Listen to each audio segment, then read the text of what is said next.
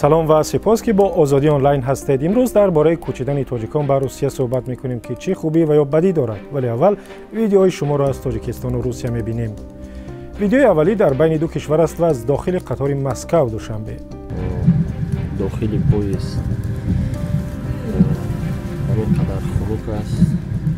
رانندگی مراجعت کردیم که متاسفانه گفتن که بنابر سبب نبودن کمور، یعنی که طبق شرطنامه روی آهنی دوشنبه و روی آهنی فدراسیای روسیه، آنها گفتن که با ما از سمت مسکو، یعنی که 5 کیلو کمر دادن.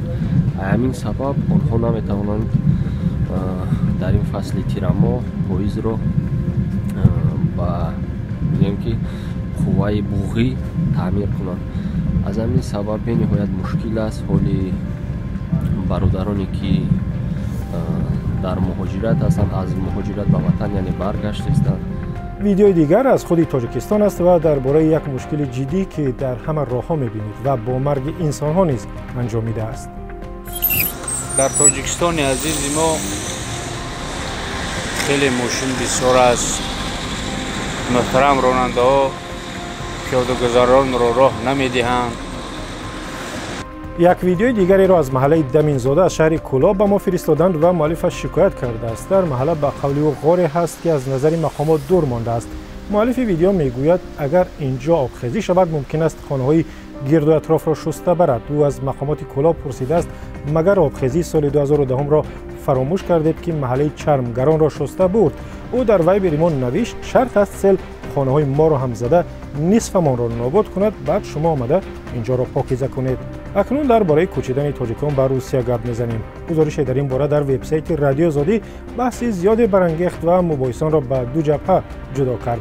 یکی گفته است به روسیه کوچیدن کاری خوب است، دیگری گفته است این کار را نکنید وگرنه پشیمان میشوید. شرح فروخ در وبسایت ما چنین است: روسیه پر از تاجیکان است که شهروندی و زندگی خوبی دارند.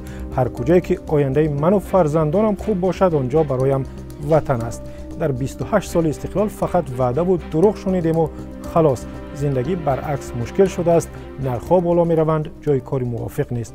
در چنین مملکت مگر آینده خوب را انتظار شدن ممکن است؟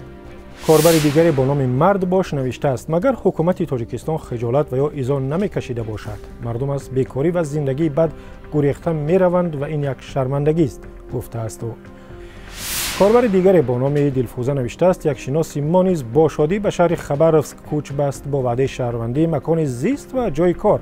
خانه‌اش را فروخت و رفت، ولی بعد از 1.5 سال با اشک 6 قطار از خویشاوندان التماس کرد که به او پول فرستند تا با اهل خانواده به وطن برگردد. دلسوز در وبسایت ما آنهایی را که به روسیه میروند تورنه‌ها نامیده و گفته است اینها که روز سردی از وطن به منزل گرم دیگران راه میگیرند فردا چون وطنی عزیز آبادتر و معاش بلند شد با کدام رو برمیگشته باشند. کاربر با نام بندیتسکی آکروگ در صفحه ما در فیسبوک نوشته است ظاهرا جان مردم از دست کمیساریات‌های حربی، کارخانه و دادگاه و دیگر جایها بلبشان آمده است که میروند. به قول او اگر همه کارمندان دولتی عادلانه کار میکردند همه از دولت راضی می بود و کسی هم از وطنش از جایی که زاده و بزرگ شده است نمیرفت. شما هم بی‌طرف نباشید، عقیده و اندیشه و مشاهده هایتان را بگویید، صدایتان را ثبت کنید یا در ویدیو هم بگویید و به شماره‌هایی که میبینید بفرستید به واسطه واتساپ، تلگرام، وایبر و یا ایما. در برنامه دیگر خودتان را ببینید. تا اون برنامه روز و شب شما خوش.